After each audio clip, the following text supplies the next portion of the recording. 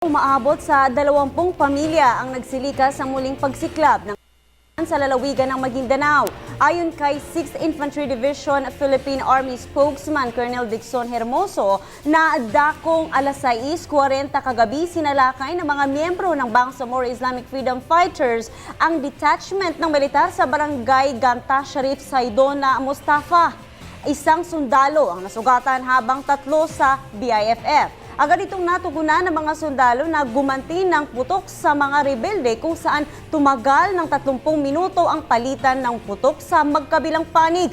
Umatras ang BIFF patungong Ligwasan Marsh nang bombahin sila ng mga sundalo gamit ng 105mm Howitzer cannon.